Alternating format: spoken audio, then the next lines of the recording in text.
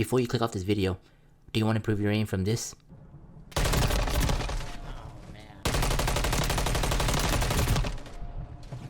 To this?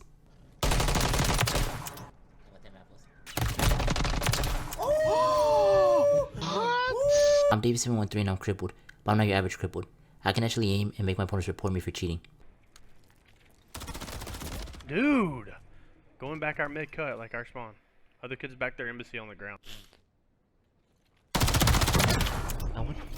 Over here? In today's video, I'm going to go over my controller settings and teach you 3 key tips that even a cripple can do to improve his aim.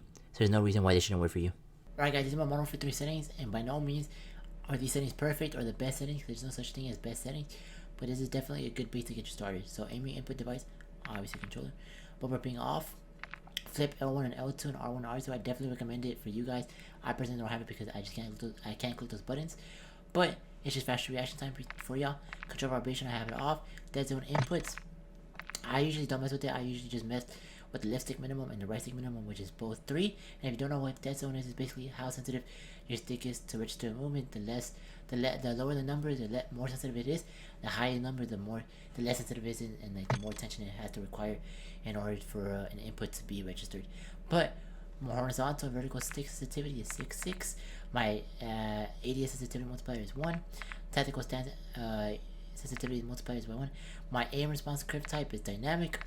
1 instant. I don't have anything. Target aim assist is off, and my aim assist type is Black Ops. I've been using Black Ops since Modern Warfare 2, and I just like it. But I definitely suggest Black Ops and then third person HRS type aim assist, and then I don't have nothing for motion behavior off, and all that good stuff. So automatic sprint, I have automatic tactical sprint on, and slide maintain sprint. Yes, you definitely need this. Auto move forward, I don't have it on. Tactical sprint behavior, single tap sprint, I definitely have that. Ground mount, so you want to take all these off, because when you start jumping, if you try jump shotting in front of a crate or like in front of something that you can actually jump over, it's gonna make you jump over it. So please turn all this off.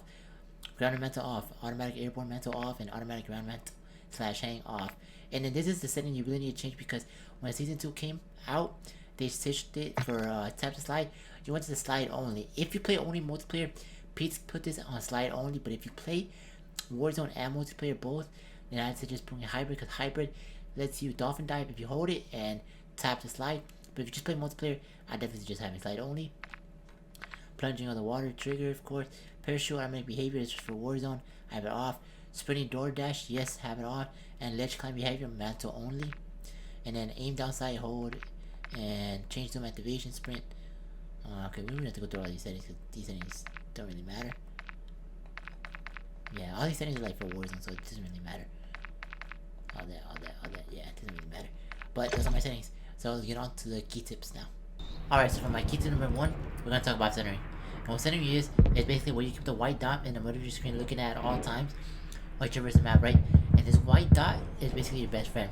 This white dot signifies where your aim down sight is going to be at, right? So if I'm looking right there, the black outline and the green text, as soon as I aim down, it's exactly going to be that. So this is your best friend. This is basically ADSing without ADSing, right? And I see a lot of bad players do this, right? They cut the corner, they don't move after they cut the corner, or they're running mindlessly and not predicting where enemies are going to be at, right? So, say I'm in this situation, right? And I'm going over here, right? Same situation, I'm not centering, right? I'm going over here. If someone was to cut the corner like this, and they have good centering, and they were going to cut the corner like this, they would kill me because they have good centering and I have bad centering. I would have to go over here, and if he cuts the corner, I have to adjust my aim over here, then aim down and shoot. And that's already like what, 0.3 seconds? And Call of Duty is all about reaction time. So you just want to be in the best case scenario every gunfight, right? So I'm going over here, he cuts the corner, I have to go over here, shoot and aim, right? But good centering would be predicting where enemies might be and just looking around the map for potential enemies, right? So I'm over here, right, in my centering, right? I'm coming over here, right? I'm centering over here. I see nobody over here, right? And I know people like to do this little heady, or be right here, right? I'm not gonna cut the corner. Look over here, and then look over here, right? As I'm cutting the corner, I'm looking over here. Okay, nobody did nothing over here. I'm moving my camera as I'm cutting the corner, and then I go over here. Nothing over here. Perfect. Nothing.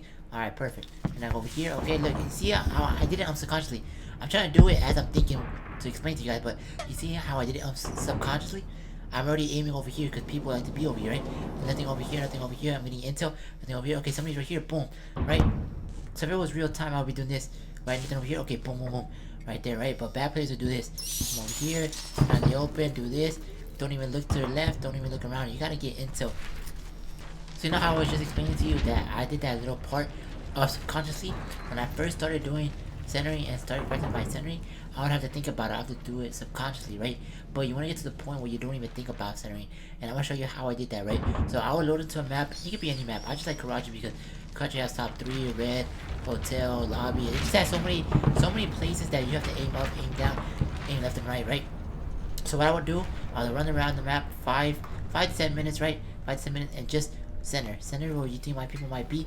So if I'm cutting, so I know I like to play ranked, right? If I'm cutting the dumpster, a lot of people like to be this little heady, right? So I'm already used to it. I'm already used to like jumping up the dumpster and looking over here, right? See how my centering is already perfect, right? So if I aim down sight, my aim down sights are already perfect, right? So you gotta keep on practicing. Just run around the map, do this, just run around the map, moving your camera, predicting where enemies might be. Okay, see, like, boom, right there, no one over here, behind the desk, corners. Okay, like, stop bouncing, bam. Make sure nobody's right here, okay, bam, bam, P1, left in top 3. See, I'm already over aiming, I'm already aiming there.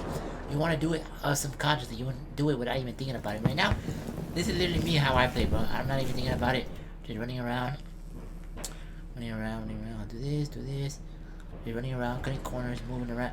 You want to do it as much as you can, and you want to do it without thinking, because if you don't think about it, you're going to be a way better player, because then you can think about other stuff like, oh, okay, there's somebody right here, okay, they're going to rotate around here. You can think about other stuff you're not thinking about.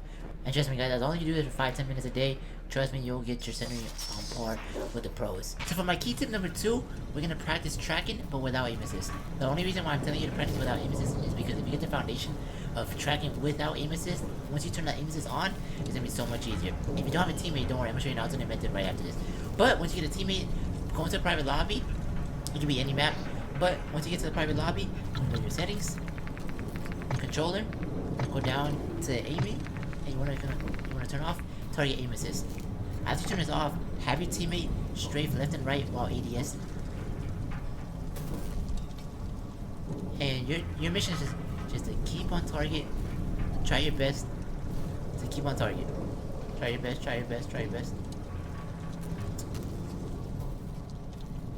Do this for 2-3 minutes, right?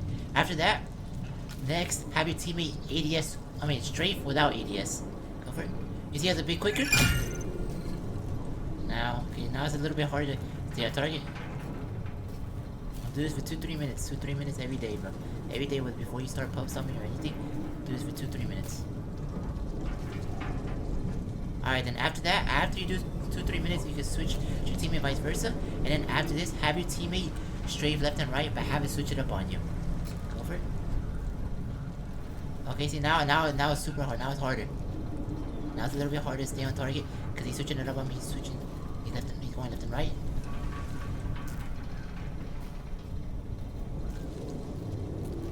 Do this for 2-3 minutes. After you get the hang of it, then switch vice versa. Now after this, now you're gonna want to strafe left and right, because once you turn on your aim assist, you're gonna have something called rotational aim assist. And rotational aim assist is the aim assist you get when you strafe left and right on the target. But if you practice without aim assist and you strafe left and right and target him, once you turn the aim assist on, like I said, it's gonna be so much easier. So now have your teammate ADS and strafe left and right, but you're gonna want to mirror his movements. Go for it. So now when he goes left, you go right, and if he goes right, you go left. And see how it's a little bit harder to keep on target with him now, because now you're moving. Okay. Do this for 2-3 minutes, and then switch vice versa. Okay, now after that, have your teammate strafe left and right without ADS. Go for it. And you want to mirror his moves. Just keep on mirroring. You see it's a little bit harder. It gets harder with every progress.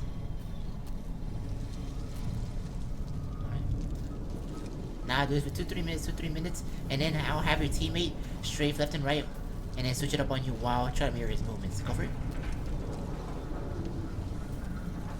You see how much harder it is? Strafing left and right and keeping target on them. I'm telling you guys, if you keep on practicing this every day, 2, 3, 5 minutes, however you guys however guys long you want. I'm telling you, once you turn on the aim assist on, it's gonna be so much easier. Okay, now after that, before you stop, now you want to go to your controller and turn on target aim assist. So now we're gonna go back to the first step I told you, tracking with aim assist but without moving. Go for it. Now you want your teammate to ADS. You see how much easier it is? You see how much easier it is to stay on target just because I practiced without aim assist. Now once you turn the aim assist on, you can stick. You have that sticky aim. Alright, now after 2-3 minutes, have your teammate strafe left and right without aim assist. Without ADSing. See how much easier it is? See how much easier it is? I literally have sticky aim. And if you want to make it a little bit harder on yourself, create some distance for you. Create distance.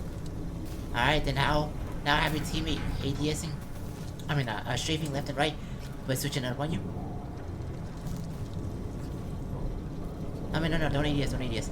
Just, yeah. Now switch it up on me.